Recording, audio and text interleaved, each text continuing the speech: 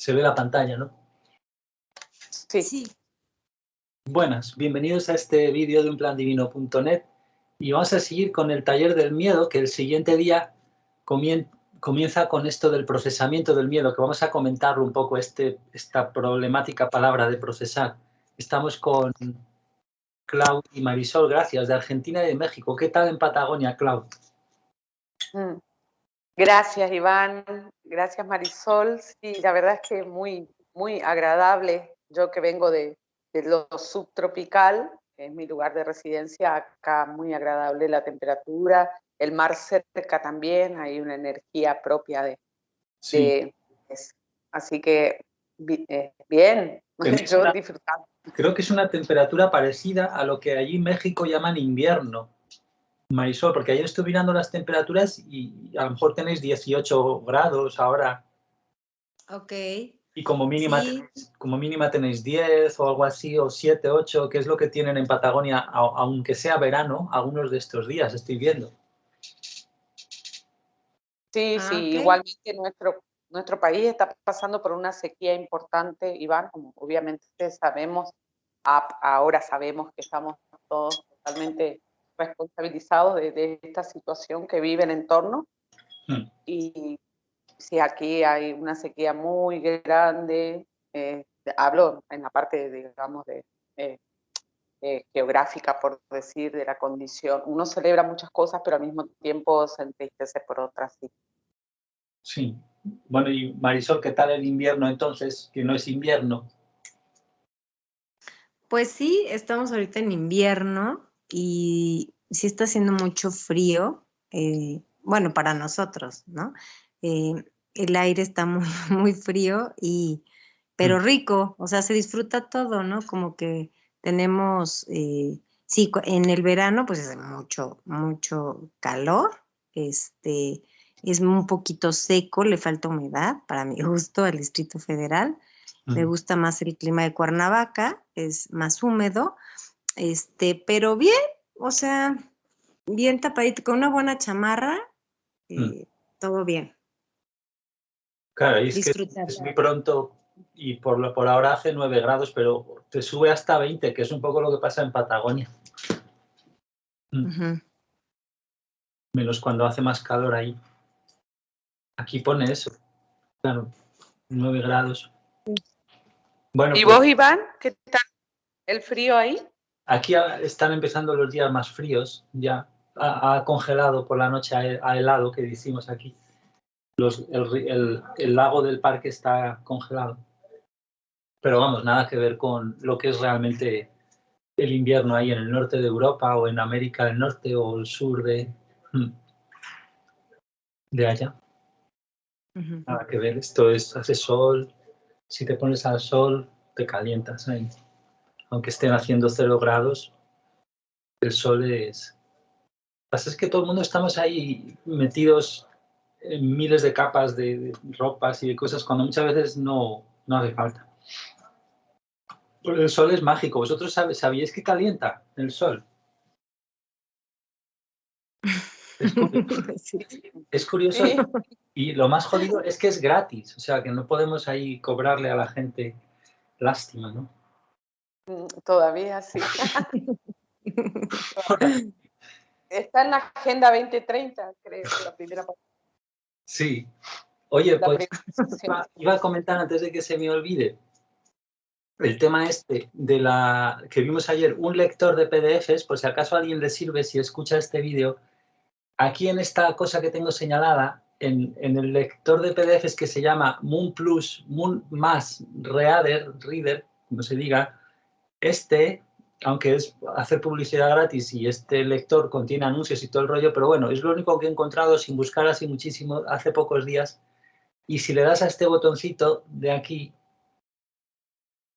se agrandan las letras, porque en los lectores normales que vienen de PDF se ven muy pequeñas.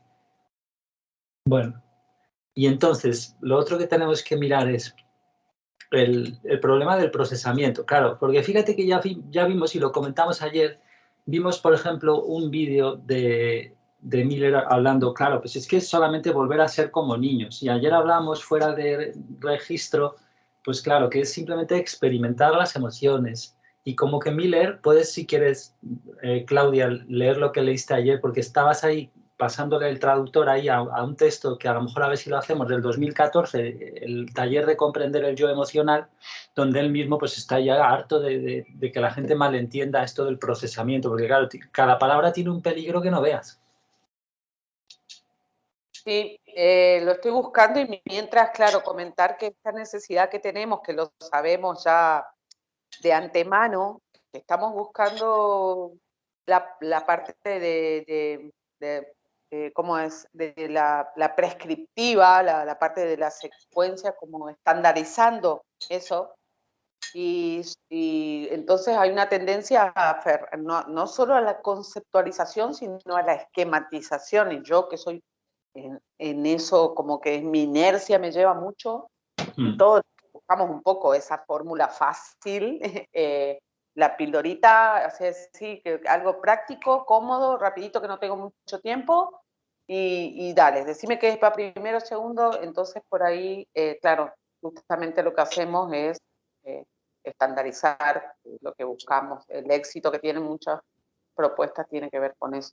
Ya estoy... Claro, como el tema de la fachada, es que hay en realidad mucho que desaprender, por de cierta manera, porque hemos creado eso nosotros y Dios no nos lo puede quitar, ¿no? Que es un poco el mismo discurso que se hacía con lo del ego, ¿no? Claro, totalmente. En el curso de milagros que se decía eso, ¿no? Es que, o sea, que eso sí que había... Ahí Si querés lo puedo leer. Sí. Bueno, dice, constantemente me preguntan, entonces, ¿vas allí para desencadenar la emoción? Ir allí para desencadenar la emoción. Parte de esta terminología me molesta. Sé que la usamos, pero parte de la terminología me molesta porque incluso la terminología es defectuosa. Todo este concepto de desencadenar una emoción, no, tú eres un ser emocional. Sí, eres un ser 100% emocional. ¿Cómo puedes desencadenar? Perdón, lo leí mal. Si eres un ser 100% emocional, ¿cómo puedes desencadenar una emoción que ya está siendo experimentada? No existe tal cosa. Así que desencadenar una emoción es solo un concepto que tenemos porque no sentimos la emoción. Si sintiéramos emociones todo el tiempo, no usaríamos la palabra desencadenar una emoción, porque no la estaríamos sintiendo de todos modos. No hay necesidad de desencadenar nada porque ya lo estás sintiendo. Incluso la forma de ver toda la terminología me molesta mucho. Como le he dicho a María muchas veces, me siento y le digo, mira, ¿sabes que toda esta palabra de procesamiento emocional, qué es eso? No lo entiendo. Es un término que uso y que ahora se ha convertido en algo diferente. Para mí, procesar una emoción es sentir una emoción, no es realmente un proceso. ¿Ves la diferencia? Ahora ha llegado a significar un proceso. Y yo digo, no es un proceso, es sentir la emoción. Por eso últimamente he estado usando el término experimentar la emoción en lugar de procesar la emoción. Al fin y al cabo significa lo mismo, pero el problema de usar el término procesar una emoción es que la gente piensa que es un proceso, y eso no es lo que intento decir en absoluto, no es un proceso, es una experiencia. Y este es el problema de las palabras. Continúa después diciendo que ser emocional es el destino, pero ahí ya... No, fíjate que ahí dice, ya estás experimentando la emoción, pero luego parece contradecirse. Bueno, parece que el traductor lo ha traducido muy bien, pero ahí parece contradecirse porque primero dice que ya estás experimentando la emoción y luego dice, no, el truco es experimentar la emoción. Bueno, pero ya la estoy experimentando. O sea, porque lo que pasa es que estamos viviendo en las emociones del yo herido, ¿no? En realidad la estamos experimentando y reproduciendo con la fachada, ¿no? De alguna manera, estamos alimentando el no desbloquear eso.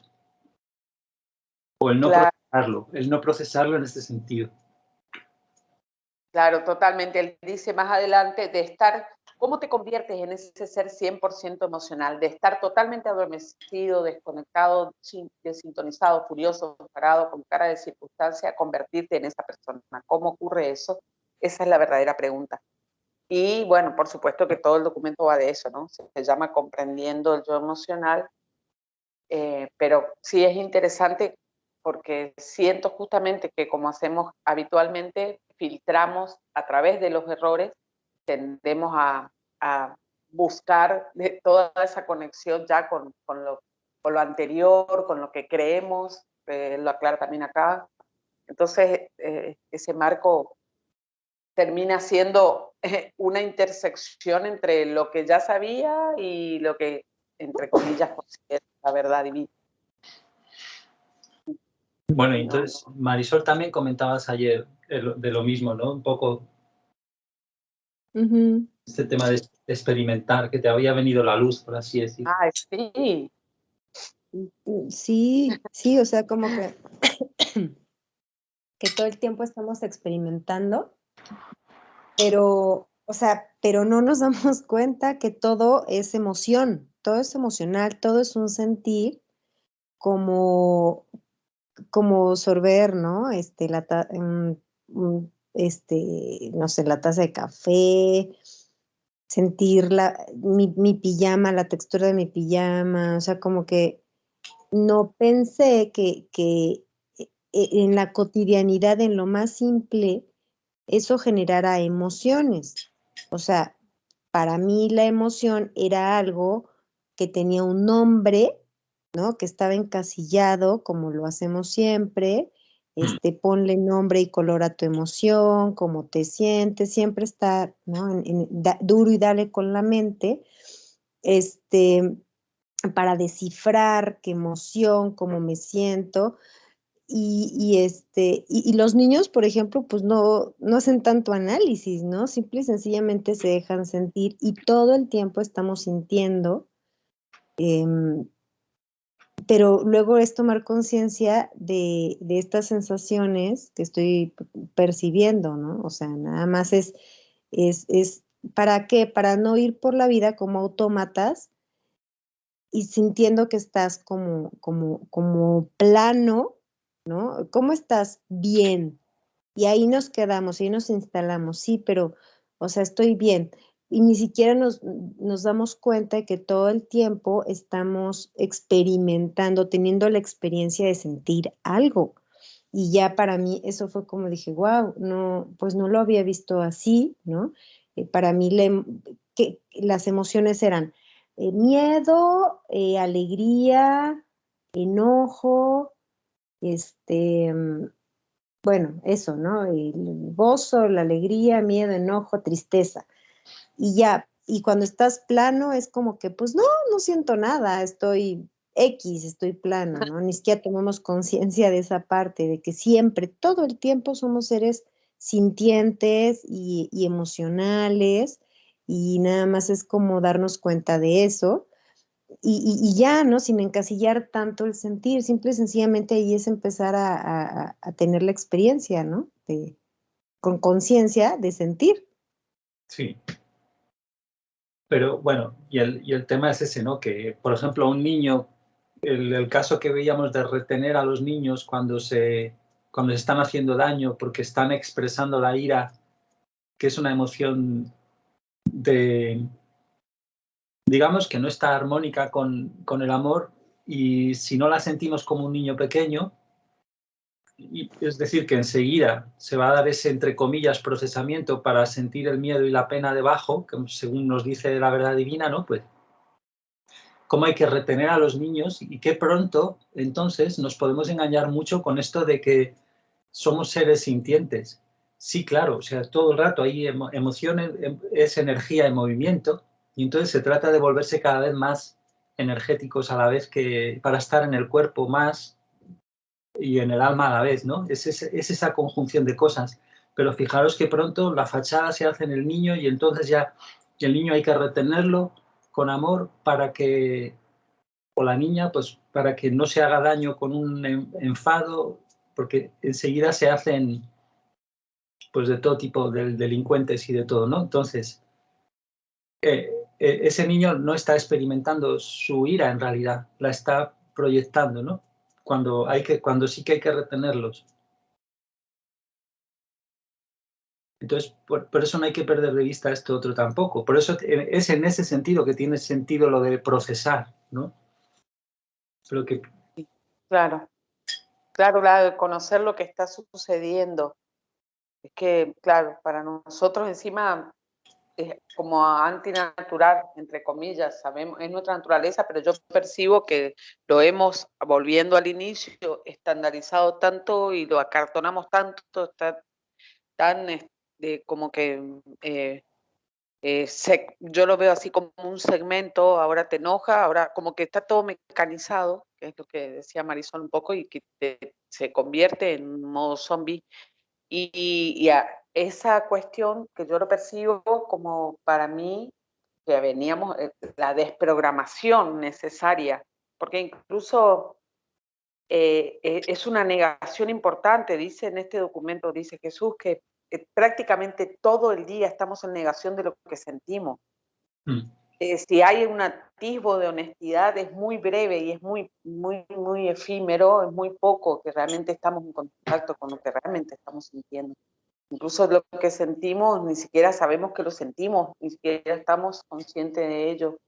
Y a ese nivel, con ese nivel de ceguera, obviamente vivimos, ¿no? Y los niños entran justamente porque no soportamos su insultante humildad y se vuelve una confrontación. Incluso él recomienda, bueno, pero no sé qué tanto vamos a entrar ahí, una lectura para de padres de cuando me enfado. Sí, vamos a empezar al momento del sí. Sí, pero era así como ofrecer ese lugar, reconocer nuestra naturaleza, esto es algo que va a pasar, hasta dónde puede llegar uno, y uno mismo, ¿no? También tener ese espacio en la casa, un adulto respetuoso de su naturaleza, que pueda expresar su enojo cuando lo sienta, sin hacer daño, que se convierta en parte del amor verdadero por lo que somos en nuestra naturaleza, ¿no? De poder sentir todo, que por eso Claro. podemos. Bueno. Y ahí vamos con el miedo. Oh. Ahí se oye un avión por aquí. No tengáis miedo. Bueno, volvamos a esto, que ya, ya estamos ahí muy introductorio. Bueno, y a respirar en la barriga todo el mundo cuando necesite, recordamos. Y bueno, ya me comentáis si se oye mal o lo que sea. How's everyone today? Everyone's excited about getting into their fears? Who would like to do some roaming mic? Aquí, como veis, dice que no, la audiencia, pasa es que eso no se oye aquí muy claro, se oyen como voces, muchas voces, alguien debe haber dicho no y aquí los graciosos de los transcriptores han dicho no. Bueno, ahora ofrece los micrófonos. Thank you. On this side, one on this side. Okay, thank you. Good. Okay.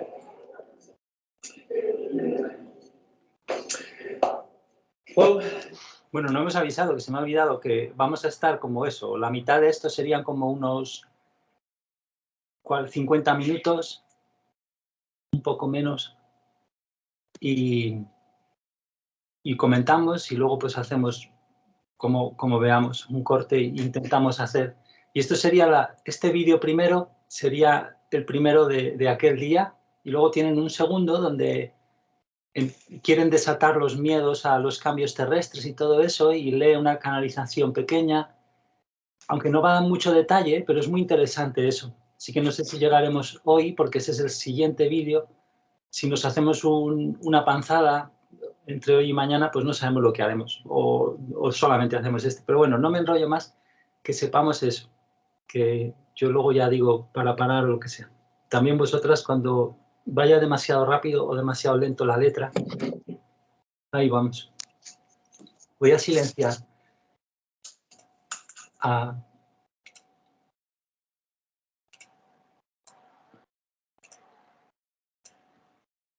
So today is about feeling of fear. So We could call it fear processing, shall we? So you know how we've talked a lot about emotional processing and releasing emotions? Can you just, I'll show you where it is done. Just turn I'm controlled by this one here. So if you hear it ringing, just press it off a bit here. And that's the one. Oye, hay un problema de algo, no sabemos.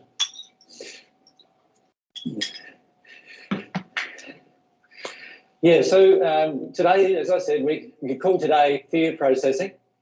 And we've done a fair bit of emotional processing, and some of you have already gotten into that and felt the benefits of that. Some of you, I can feel your joy has increased in that process. Some of you feel a bit stuck.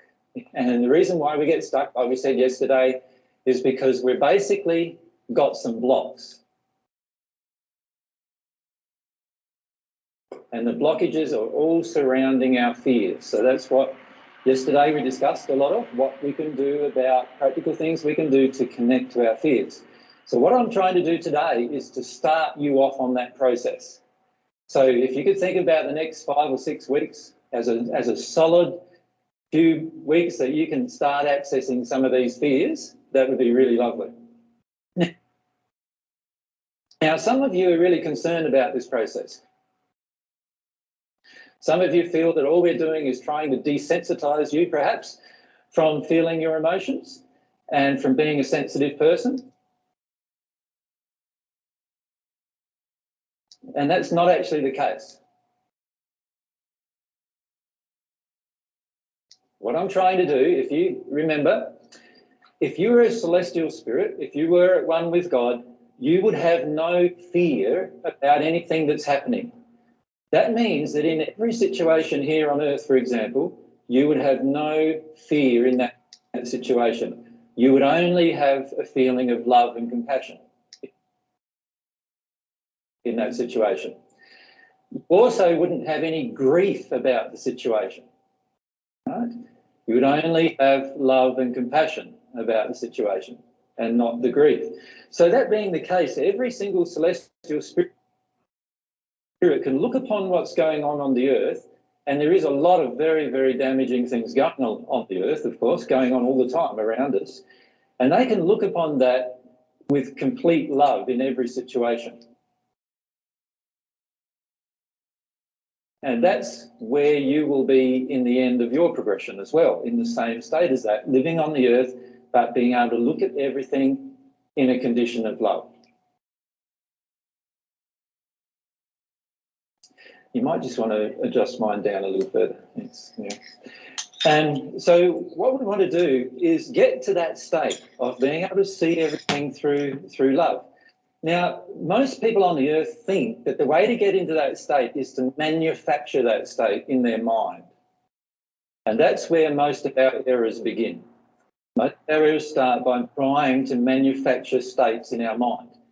On the divine love path, what we're trying to do is get into the state emotionally, so we don't have to do anything with our mind anymore. So, you know, with our mind, we have to do recurring practices. Like you might have the recurring practice of meditation, for example, to help you get into a certain zone every day. What I'm suggesting is in the end you won't need that at all, because you'll be in that zone without meditating every day. Does that make sense for everyone? Now, the same goes with your fear. With your fear, we want to get to the state where no matter what happens in your life, you don't have any fear about it. Now,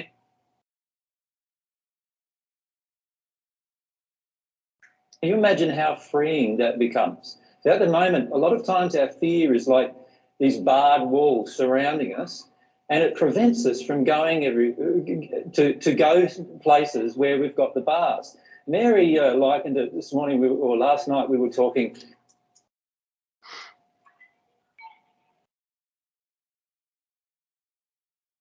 Esto es vivir una vida de evitar el miedo, debe ser. Ahí se me ha colado eso.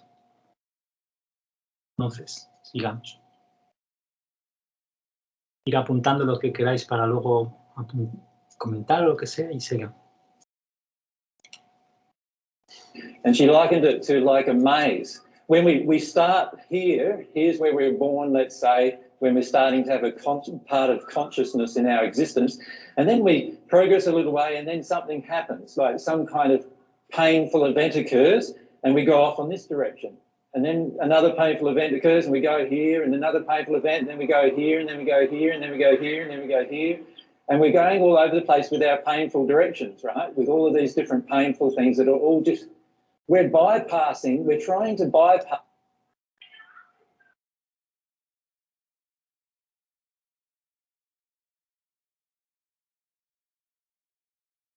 our fears every time, right? Our fear of pain in most cases. And so eventually we start, that's what our life looks like to a lot of us, right? And when we look back on it,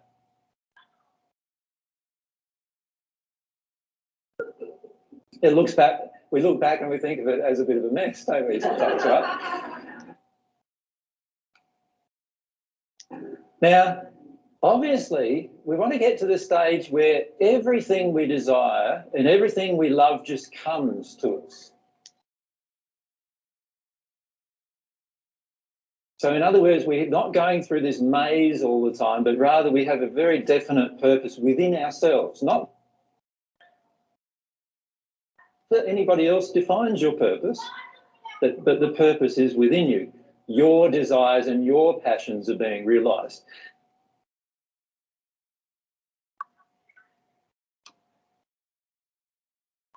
Now, for that to occur, this maze of fear has to be undone, right? Because it's that maze of fear that determines your next step. You see, your next step is actually determined by all of the unhealed emotions inside of you from all of the previous things that happened to you. And this is why, you know, often doctors and psychologists call it the subconscious and so forth, because it seems like something outside of our control, but within us has control of our life, but we don't know what. But in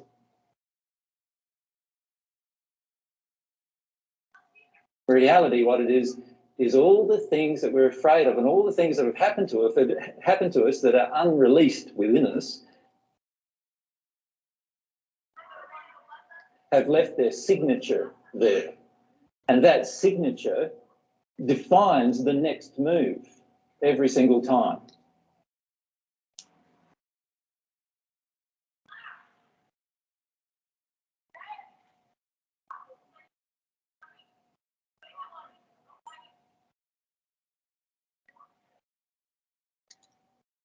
So, for example, if one of you ladies have had 2 or 3 relationships, right, from the time you're long-term relationships I'm talking about, from the time, say, that you were, 17 or 18 years of age till now, and every single one of those relationships was a harmful relationship to you.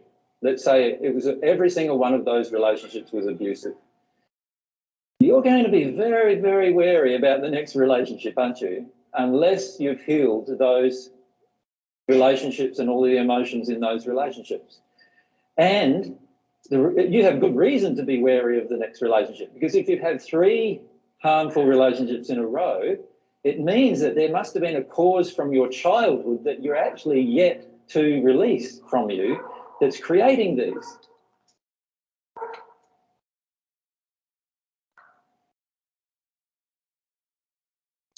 And so, of course, we feel like, wow, I don't know if I want to enter another relationship now. Like, you know, I could get another abusive man. And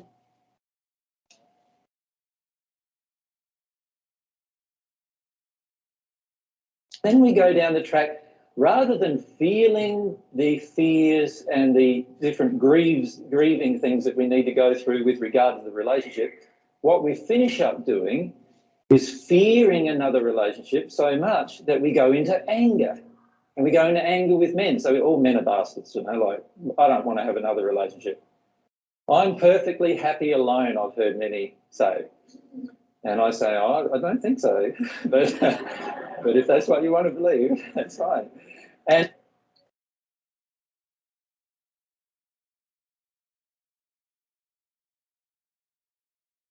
the truth is that the only reason why we say we're perfectly happy alone, because we've now lost all hope that we'll ever have any kind of relationship that's satisfying to us with a person that is actually going to be good to us, right? And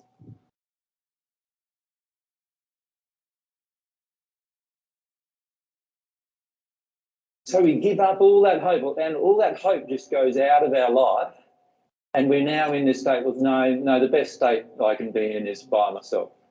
That's going to be my happiest state. Well, the truth is that God designed you to be in a much happier state than that. But we often go down that track because of our fears dictating to us what's going on in our life. And if we don't understand what the cause is, then it becomes very, very difficult to sort it all out inside of us, inside of ourselves.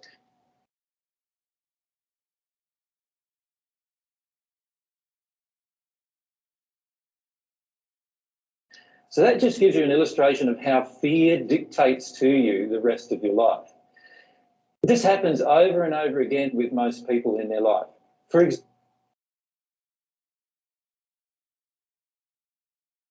example, financially, you see this happening all the time, right?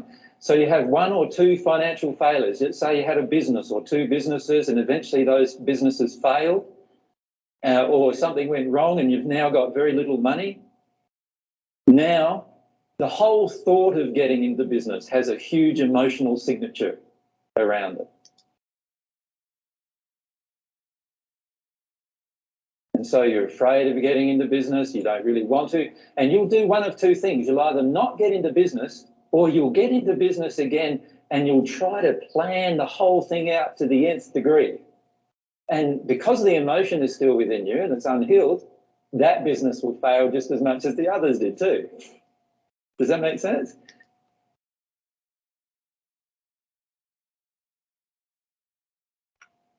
And so then you go through all the process again of, oh, I don't know if I'm cut out for business.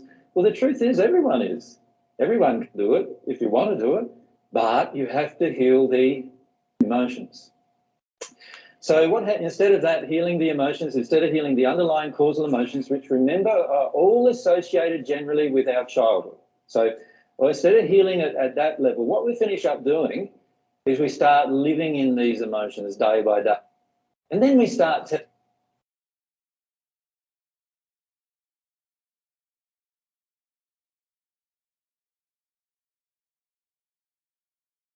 telling ourselves messages like, oh, that doesn't really matter to me very much. When if you allowed yourself to sit down for a moment and really breathe into it and ask yourself how much this matters that you're alone,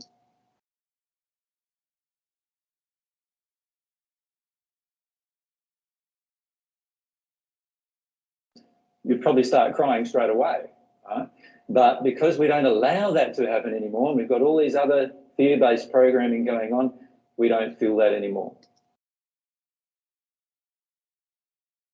We feel that we don't feel it anymore because we've suppressed it so much.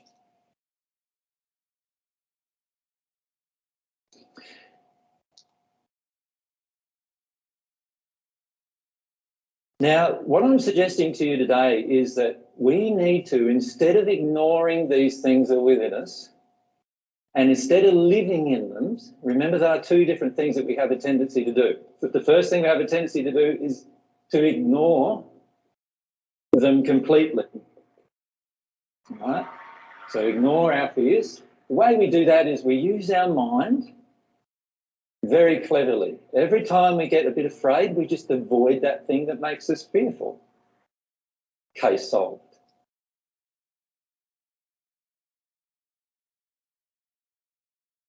That's how we feel.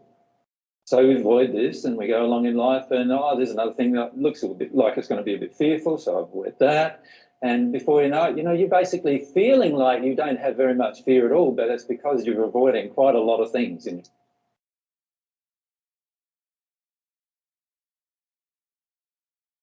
your life. Does that make sense? So that's what we have a tendency to do, to ignore it completely.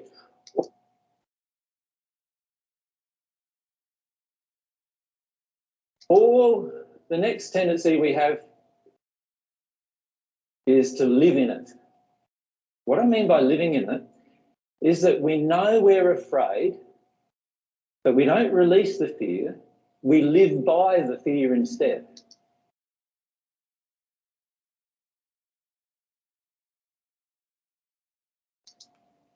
So, for example, a person who's afraid monetarily, they will live by the fear, because what they will do is they'll not be generous. Does that make sense? So somebody, and it doesn't matter how much money they have, they still won't be generous. You know, they could have $1 million in the bank, but they're still not going to be generous because they're still living in the fear of lack.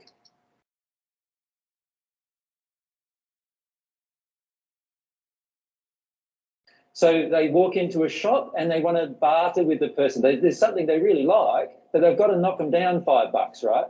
Then they feel like they've had a bargain, right? Or they go along and buy a car and they've got to knock him down $3 or $4 grand and get the best deal out of it. And all of a sudden that particular emotion comes up again. And, you know, the fear that they have, they're living in this fear of their own lack of abundance. They don't believe if they really want something, they can just pay for it, and whatever the money that they had will come back to them at some point. They don't believe any of that.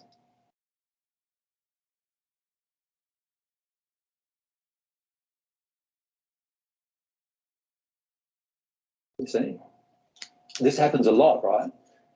It's many of you still doing that, aren't you, in your life, right? That's why we go along to markets a lot, you know, like you look at the Yamundi markets, it's like a world-renowned market. And a lot of the times we go along hoping to get the bargain, and we spend like 4 hours, and it's different if you enjoy the process, but some don't enjoy the process, but they go there for 4 hours instead looking for this particular one thing, and it's not there that day, and they go, oh, well, I didn't get it. They'll go back next week. And if they add up 4 hours by, say, like $40 or $50 an hour that they might get working, then now this thing's cost them $200 or $300, and they go up for $10.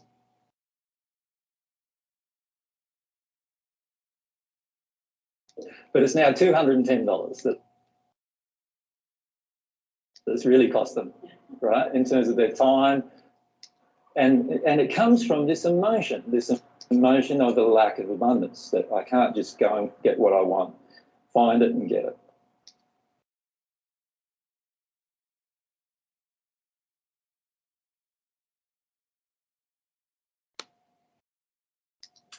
We have a lot of other emotions surrounding our fears as well, but most of the time we finish up living in them.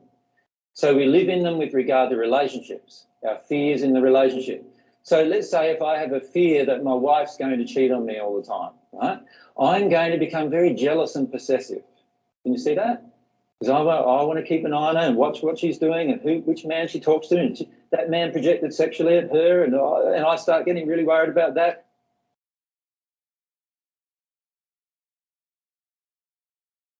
And before I know it, my whole life is embroiled around protecting her and controlling her. This is the way I feel it. I don't feel it as control. I feel it as protection of our relationship. But in reality, it's just control and manipulation. That's what it ends up, because I'm living in my fear.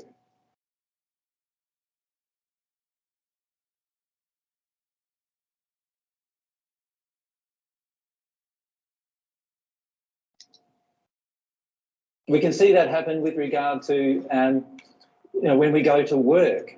Many of us still go to work jobs that we don't like, right? Why do we do that? Because we're actually living in our fear. Our fear is if I stop that job, I won't get the kind of job that I really want. And the truth is, probably while you have that emotion, you won't get the job you really want. And if you release that emotionally, you will then probably get the job you really want.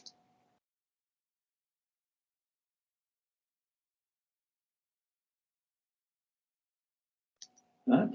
And we also neglect in our fears all these aspects of prayer and desire and all these other things in the process of fear, because our fear becomes so dominant that everything else means nothing to us. So let's say I'm very afraid of your opinion. So I walk in a room and I've got 100 people's opinion to cope with, right? And I'm very afraid of every single one of those person's opinion. What am I going to do with regard to truth?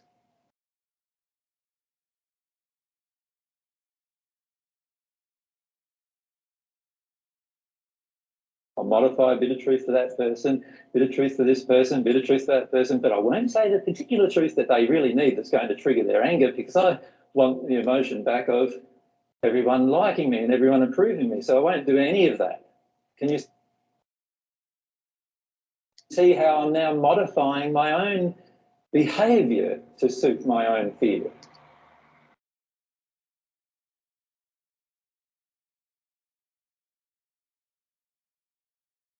And this happens all the time, doesn't it? You think of how many times you've done that in the last week, where somebody's asked you how you feel, you don't really tell them how you feel, you tell them a modified version of how you feel, because if you tell them really how you feel, all sorts of things might happen, right? That's our fear at work. Our fear is at work in so many places. The problem with our...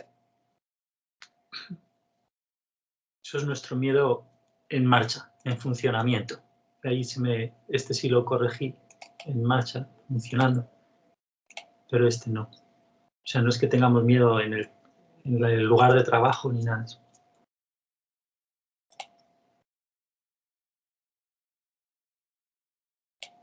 Fear and living in it is when we live in it, we don't even really notice what we're doing.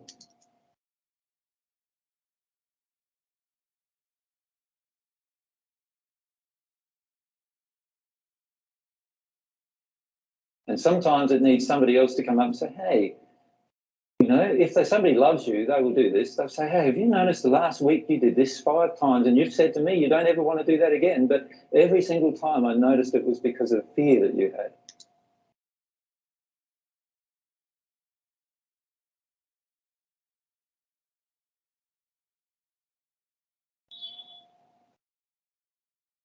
And then you can start discussing your fears and working your way through your fears.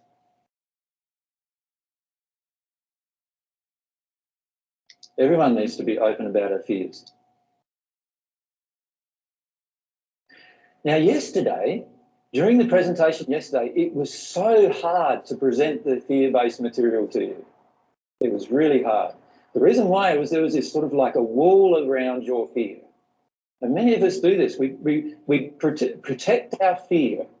We do it by shutting down, closing down, going to sleep, getting tired, getting angry or upset, or just tuning out, zoning out, thinking of something else. We do all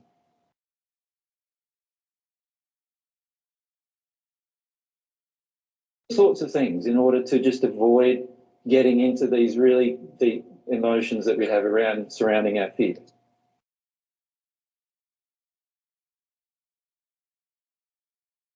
So we don't want to do that either.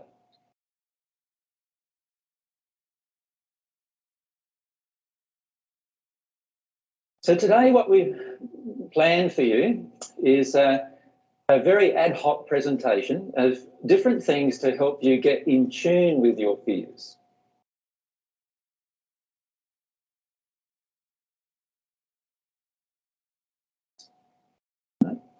And to try to help you begin the process of emotionally processing your fears. Now, many of you are afraid to even let yourself shake. Because when you let yourself shake, what does it look like to everyone else now? Looks like I've got, what is it? Parkinson's disease, right? Which, by the way, is a fear-based emotional disease, yeah? Right? So it looks like, and this is I start shaking and my body starts twitching and I start going into these strange places and everyone around me starts feeling like he's a bit strange, right? Lots of judgment comes at you and you see that's also one of our fears. There's a huge fear the human race has of being judged by another person. Because when you're judged, how does it feel? Like it feels that you're being made lesser than them.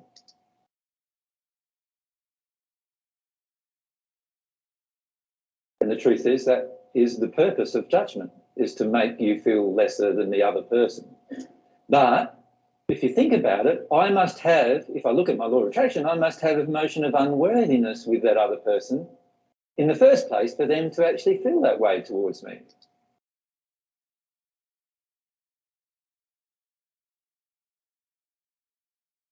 Can you see that? So I need to work my way through that emotion. When I work my way through that emotion, every single person around me, their opinion will not matter in the sense that I won't govern my life or my fears about those opinions.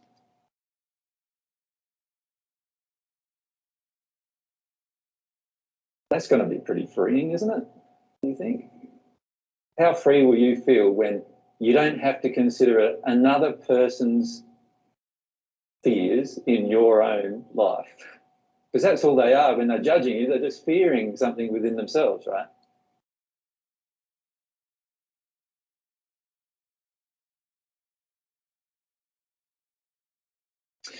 So most of the time, again, we're just living by people's fear. We're living by our fear. And all of this is due to addictions that we have. And we've talked a lot in the past about addictions, about emotional addictions. But we are often so addicted to getting something from someone else that we don't believe that these things can come either from within ourselves or from God directly.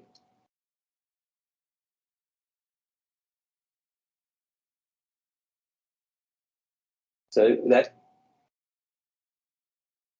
it gets back to the two core emotional injuries we said yesterday, remember? The two core fear-based beliefs, which are, the first one was, I cannot cope with this emotionally, with this. I can't cope with this pain. I can't cope with this emotionally. And the second one was that I'm alone. There's no God, there's nobody around to help me. I have to do it all myself.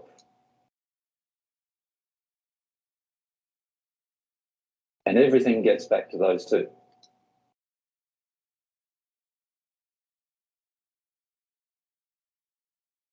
So what we're going to do today, as I said yesterday, is present to you some things that might trigger some of your fears. Right? Now, Mary's made me calm down on what I probably would have done. Right? And that's probably because of her own fears. So what she's going to do is come up first and share some of her fears. Because normally I would actually present things in a very confronting way regarding fear.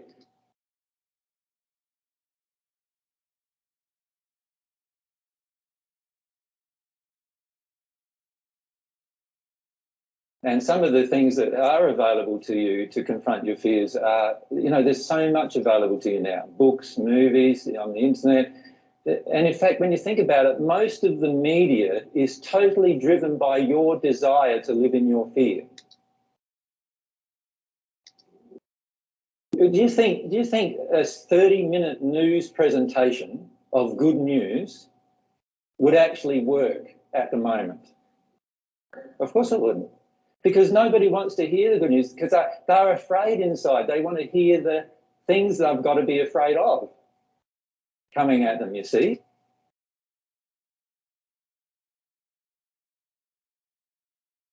And so what we're really doing is we're creating that media by our own fear.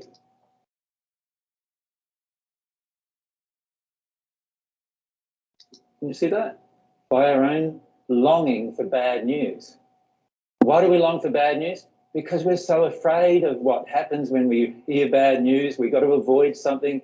We've got to avoid all the pitfalls in life. That's what we often think and feel. And so we're going along our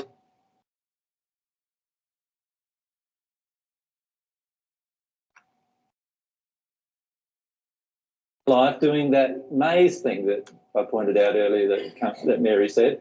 Just the maze thing with our life, going around, avoiding all these different pitfalls and fears. And, I've got to read the newspaper every day because if I don't read the newspaper every day, I won't know what to be afraid of today. And that's really what it's about in most cases. We think of it, I'm just finding out the news.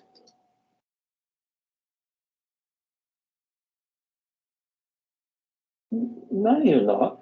You're finding out a grossly distorted misrepresentation of the news that has been put this flavour upon it by the world's media so that you can continue in your fear.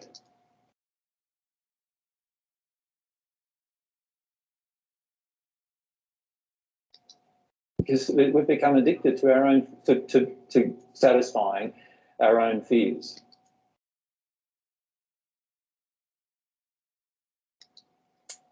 So when you think about it, even with regard to media, it's the same thing, isn't it? We're so addicted to getting these things. So I know some people just watch the news every night, like it's a religion, really. Like people say this is a religion, but this isn't a religion. That's a religion.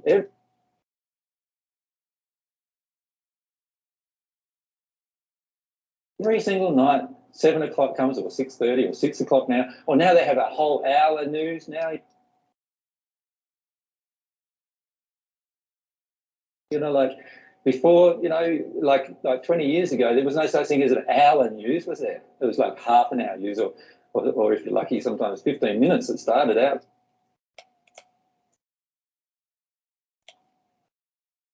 Or even 10 minutes, just little bites, you know, like that's all it was. But now there's these hour news programs, and in fact, the news presenters are the most commonly recognised people in the state generally. Because they're on the screen so often, right? It's like everyone recognises them. And all of that is just driven by us living in our fear.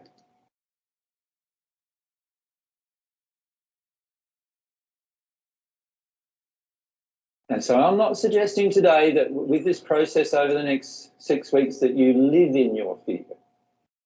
What I'm suggesting is that you actually delve down deeper and actually experience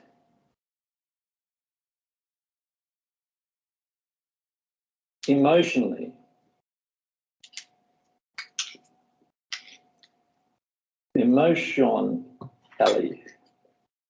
your fear. So what does that mean to experience it emotionally? It means that you will work through your fear and come out the other end of it without having it. That's what it means.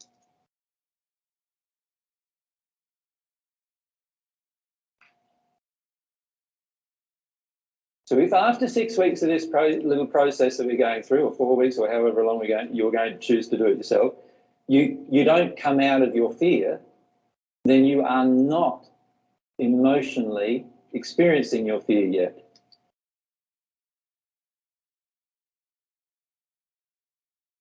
All you're doing is staying and living in it. And that's not what I'm suggesting to do. And in fact, what you'll find if you stay and live in it, you will probably get quite angry with me over the next 6 weeks.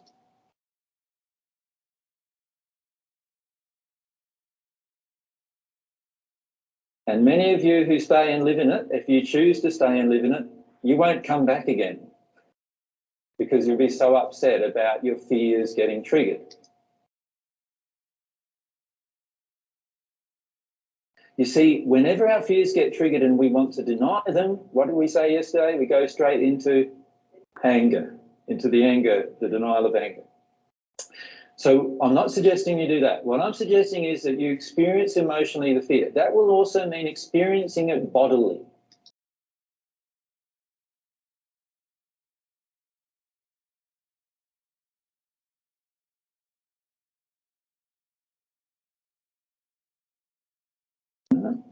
Now, yesterday I described what that felt like for me. When Mary's up, maybe she could describe a little what it's felt like for her recently.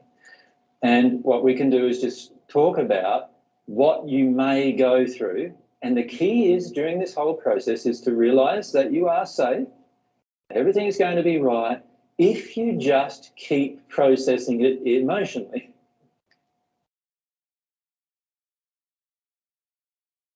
Everything's not going to be all right if you just live in it. Trust me. What's going to happen if you just live in it is you're going to attract even more events that are fearful in your life than you're attracting already.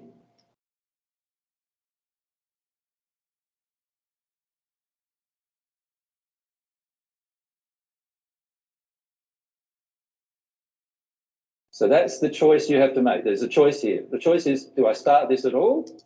sea, siquiera empiezo esto, lo empiezo en un ya, o sea, en absoluto, tan siquiera, no sé cómo lo podemos decir. Or do I really do it properly? That's really the choice. Because you don't want to do it half-heartedly. You stay at half-heartedly and you live in it, and you'll find your life will have some pretty harsh things happen in the next 6 weeks.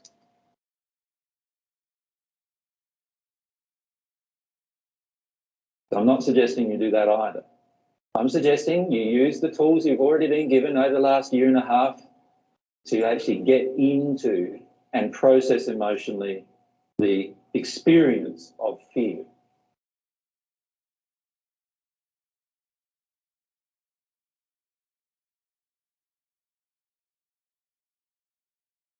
All right, perhaps, Mary, if you could come up and we could just talk a little bit about what your experience has been about fear. Yeah. So when we process these fears, we're just processing the fear. We're not going down underneath that, the grief or whatever is underneath it. Well, the fear is because of the grief. So you will find when you process the fear, what will happen is you'll probably do a lot of bodily things and all of these kind of things, and you breathe and you feel yourself trying to breathe, and you feel locked up, and you may actually even go into a fetal position even with your fear. And then eventually you'll break through that into the grief that's underlying it. So many of you may find yourself getting into the grief that underlies the fear, certainly. Mary? I just want to say I found recently when I've been processing, I've done the both at the same time. I've been crying and then like my teeth are chattering and I'm shaking and then crying some more. And that's right. Yeah, it's like a combination. And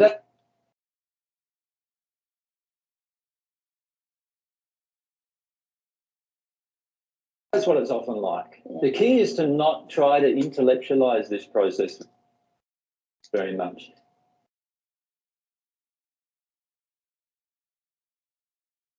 If you allow the emotional experience, your body knows and your soul knows exactly what to experience. The key is just to go ahead with that experience and go through it rather than living in it. When you go through it, you come out the other end, you feel a sense of peace generally.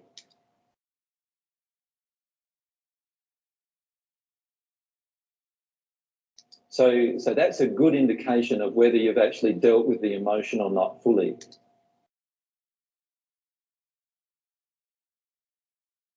If you're not feeling a sense of peace and you're still in agitation, then there's either more to it or you're actually not dealing with the true emotion. You're just living in the emotion. So that's something to be aware of.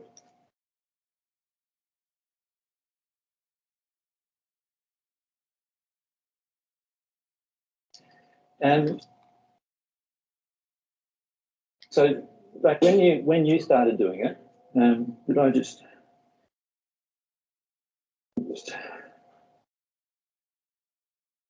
sorry, can the air conditioner be a bit warmer? Is that what you're asking? Y le pide Is it el cold? aire acondicionado más caliente. Yeah, so maybe if we can make it a bit warmer. Thank you. Thanks, Marana. All right. I found the difference when I started to feel about my emotions, or to try and connect emotionally with myself, was when I started to recognise that I was in fear. I would say, okay, I'm afraid, and just try and sit with that. But eventually I got to feel the difference between when I was resisting the fear and when I really had to take the step to let it overwhelm me, to just sort of surrender to the fear.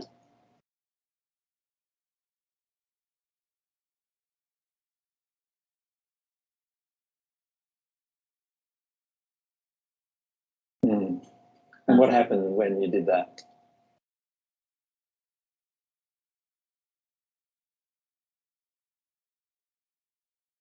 Various things. Sometimes I shake quite a bit. I just go and lie down and I experience sort of full body shaking and trembling. And like Sarah, sometimes I go into tears and then I'm crying again and then tears.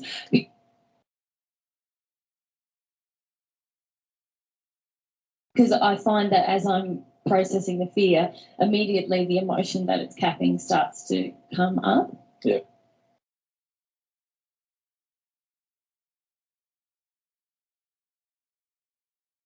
Yeah. And sometimes you've gone into a real sort of almost childlike state with it, haven't you?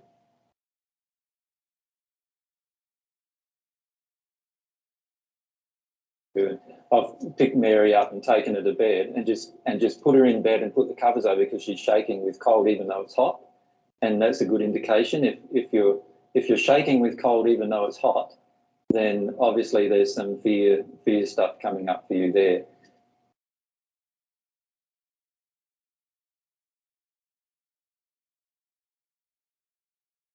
Many of you feel addicted to having hot drinks still. And that's a good indication that that particular moment there's a fear that you're usually shutting down. Luego hablamos de que en Argentina esto no sucede para nada. Esto de las bebidas calientes. That was definitely. Qué gracioso. The case with me, I would drink 3 or 4 cups of herbal tea a day. And I went through a period of, I can't remember what the fear was at the moment, but I processed one big hunk of fear and I hardly drink hot drinks anymore. And if I notice myself wanting one, I noticed I wanted one this morning because I'm feeling quite fearful about today.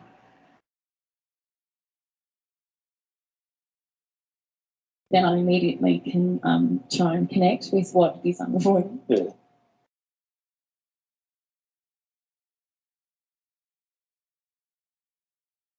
So does everyone sort of understand like the processing of it, if you like? It's not going to be the same. It's not going to be an intellectual process for you.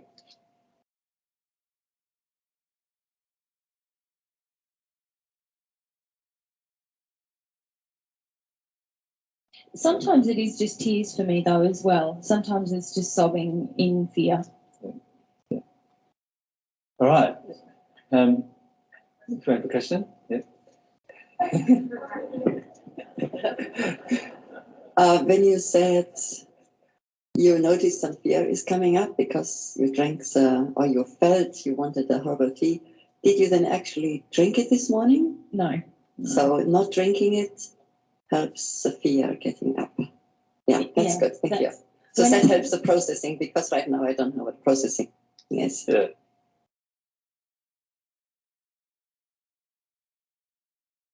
I think, what are they doing? What am I missing here? No worries. Thank you.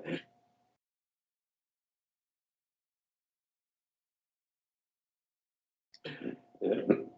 Perhaps if we could illustrate a little of what you felt this morning and then wanting to go for the drink, which was, you know, it sounds like she's going for the alcohol, but it's not actually like that. In the past it might have been like that, but and then maybe what you actually chose to do instead, and you're still staying in it now. So if you could describe some of the fears that you were feeling when we, you know.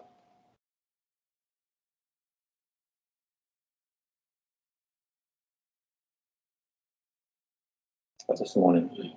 So I've been very afraid about AJ doing this presentation because in my experience when people are very afraid, they get angry, and that was my experience as well. When I met AJ, I got very afraid and I got very angry at him.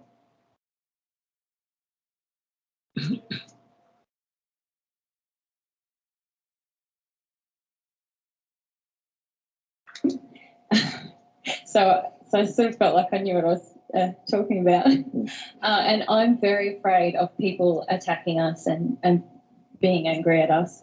I'm very afraid of judgment. And I'm also really triggered because we're in this bigger venue and there's more people coming, and so it's like a double whammy of fears this weekend. And because there's some new people here as well. So yeah.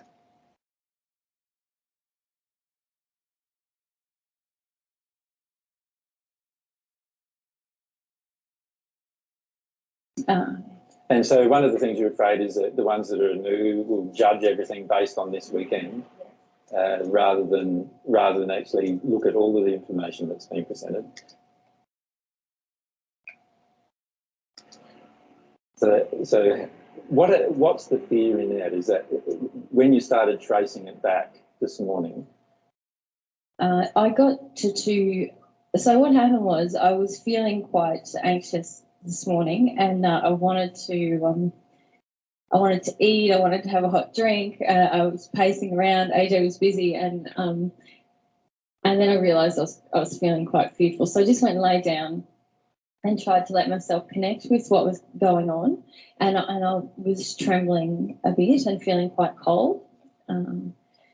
And what I sort of just let myself feel, okay, what am I afraid of? Just let it come. So I'm afraid of this big place. I'm afraid of these people. I'm afraid. And I got down to basically, I'm afraid that we'll be attacked and that we'll be alone, pretty much.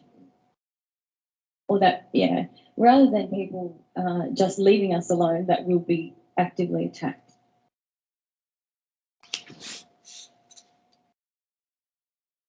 Yeah. So there's been times in the past, even already, where somebody just doesn't leave us be. You know, like you'd think if you had your own belief and I had my own belief that we could basically just leave each other be. I'm happy for you to have your belief, but it seems that a lot of people are not very happy about me having my belief.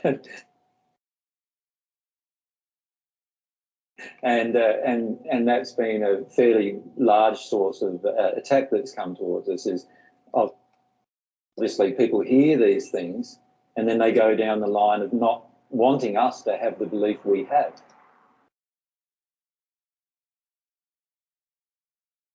And then they go into lots of judgment and lots of rage even. So we've got some really nasty, violent emails in particular, you know, swearing and cursing us and so forth.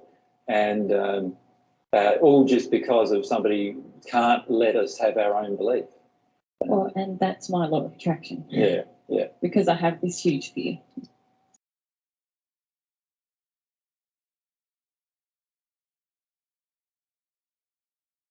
Yeah. So oftentimes too, Mary finds that you basically get cold, don't you? So it's like we can be in the same place and all of a sudden you'll just go into this cold place, physically cold. Cold, feeling all queasy or butterflies in the tummy, shaking. I'm pretty good at, or I used to be really good at avoidance of using different things to get out of it. So the drinking the hot drinks, the distracting myself with different things, and it's only been since I started to be a bit more vigilant with my own what's happening internally that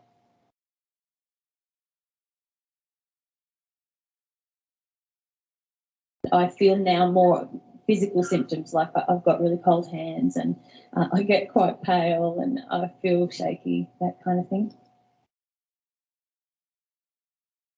Yeah. When I was going through it myself, I used to get so cold that I used to be a computer programmer, and I used to sit at my desk with a heater on, and I'd get a sleeping bag and I'd actually put the sleeping bag on me. Like, so I'd get in the sleeping bag. And fortunately, all the offices that I've ever had, I owned, so that was fine. So I get it in the sleeping bag and I would just sit there with my hands out and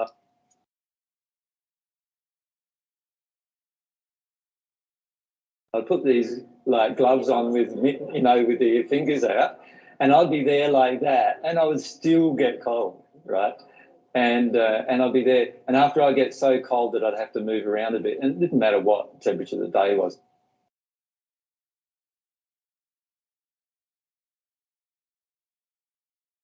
But I'd still have cold hands and cold feet. Cold hands and cold feet, by the way, very good sign. There's quite a lot of fear to work your way through.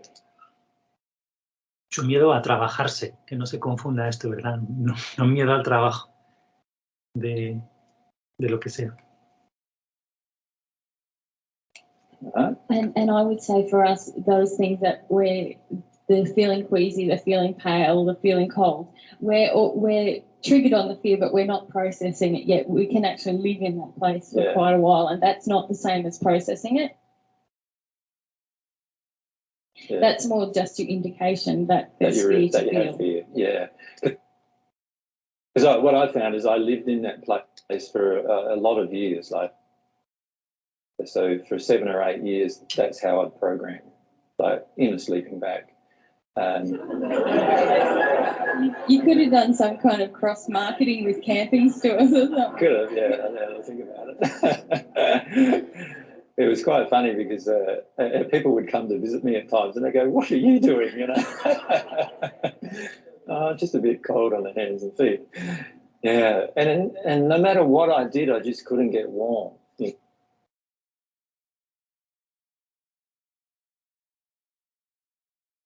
You know, so you know what it's like sometimes where you just feel like you just can't get warm no matter what you do. Well, that's a good indication there's a fair level of fear within you to work your way through. So if you can allow yourself to see that. The physical symptoms of fear very much are cold. Cold, obviously, is one of the physical symptoms of fear. Your body has the ability to regulate its temperature in a large range. And yet, for the majority of us, that range is severely reduced by the fears that we're experiencing, or I should say, not experiencing.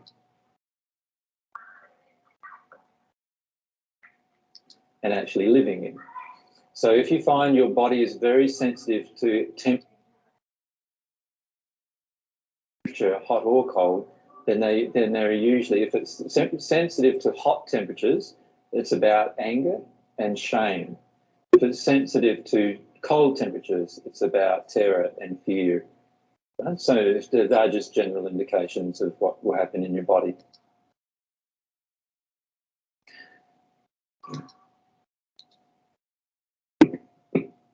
I just wanted to ask, sometimes when I'm really relaxed, like almost about to sleep, like my leg will just start to shake uncontrollably. Is that the fear coming up? Yes, what will happen to your body at different times if you allow your processing of fear, you'll find your legs will do and arms will do all sorts of things. And I've had my jaw even doing the same, like that by mine does that now too. And all of those things, and that's all part of that release of that terror and fear.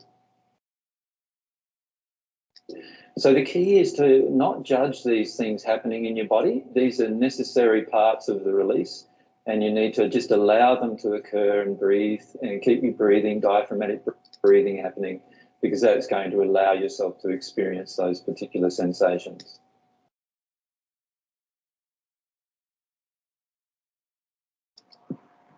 Thanks. And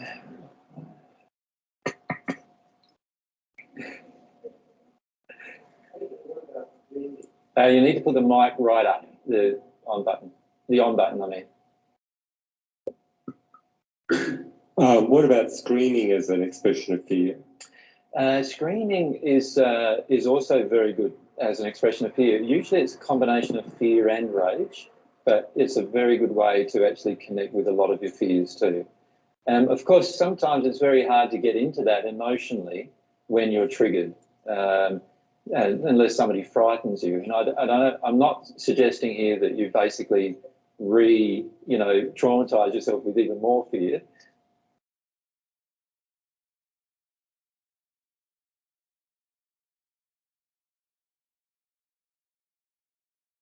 So sometimes it's very, very hard to get into that. If you find yourself triggered and scream, let yourself continue the fear process straight after you've screamed.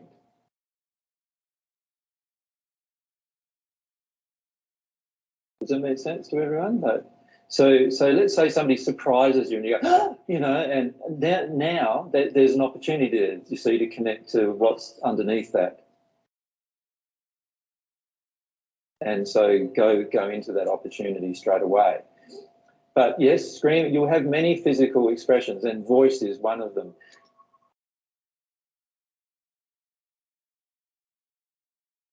And terror, by the way, is very, very different to fear, in that terror often causes you to freeze up completely, whereas fear, you will often have a flight or a fight response, right? So the key is whenever you feel like fleeing a situation, So let's say you walk into a supermarket and you just feel creeped out and you feel like you've got to walk out again. There's fear being tested there. So my suggestion would be stay in the supermarket and let that fear come up. What is this fear about? You know, I allow myself to feel my fear. Allow yourself to experience it.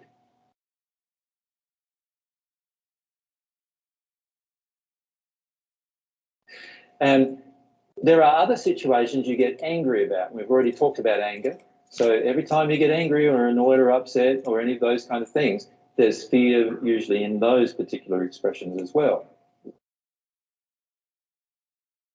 Does that make sense? So whenever you notice yourself angry or trying to run away, that's fear. Whenever you find yourself getting to this place where you freeze up, that's terror. And you could say terror is the pinnacle of fear, but terror also needs to be released.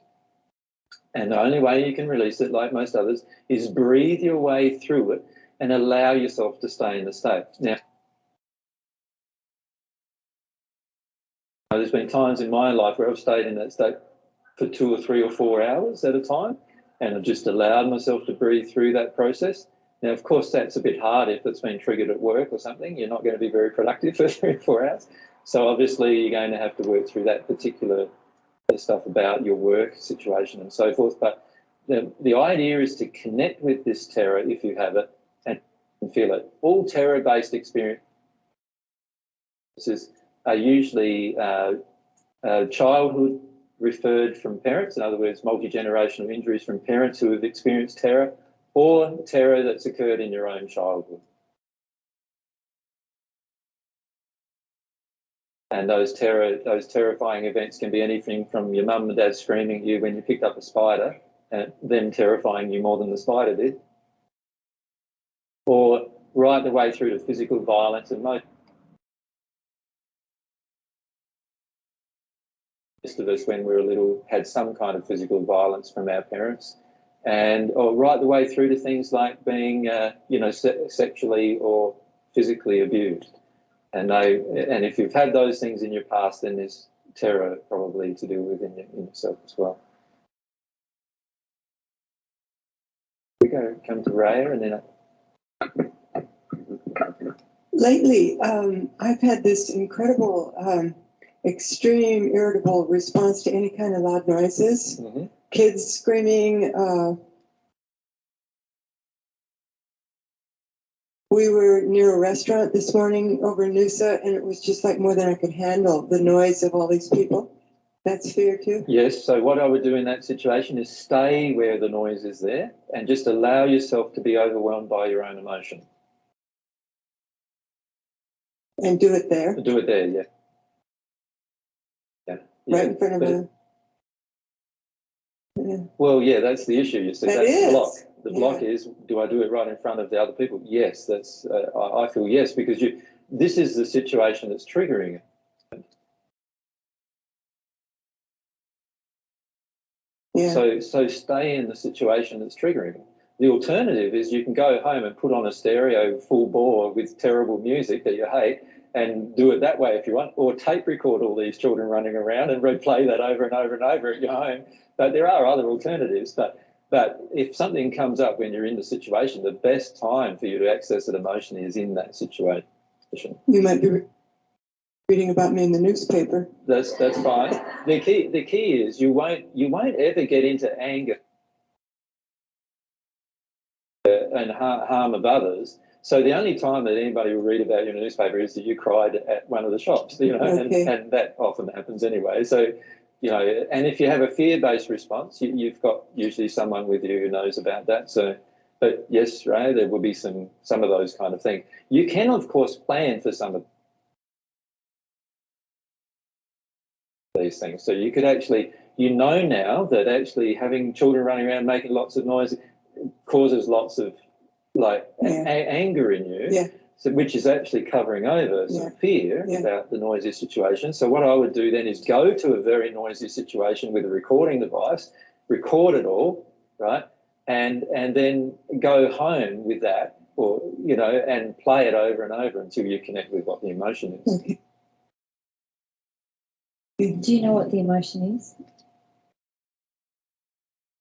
No, I don't. I'm just extremely irritated by the sound.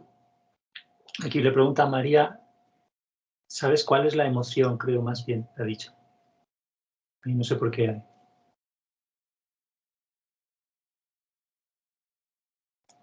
And it's coming up more and more, so something is about ready to break. I can feel it. You think?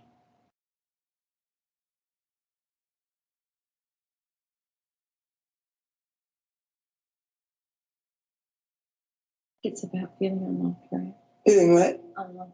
I don't know. That could be. I feel pretty loved right now, but it could be more, you know.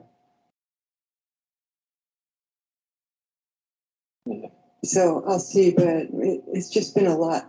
Huh? What? You can say that. Mary wants to solve everyone's problems. Yeah. That's what we love about Mary. She knows me. Yeah. Yeah. Tell me.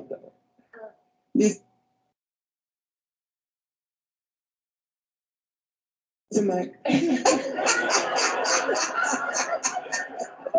I'm not the only one in here.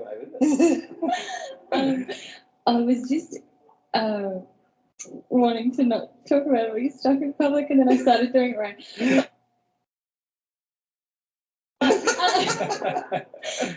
I have no secrets anymore. Yeah, none of us do. I was just wondering if it's an emotion for you about, I know you have some stuff sometimes about when people in general public situations aren't respecting your space or your time or that kind of thing. And I wondered if rather than a terror-based sort of a fear, it was just this fear of feeling I'm not respected and I'm not loved. I'll go with that and see if that could be it. Yeah, thanks, Mary.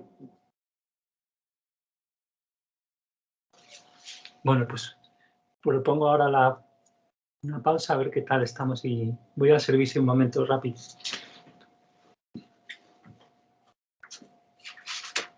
Estabais silenciadas. Pero...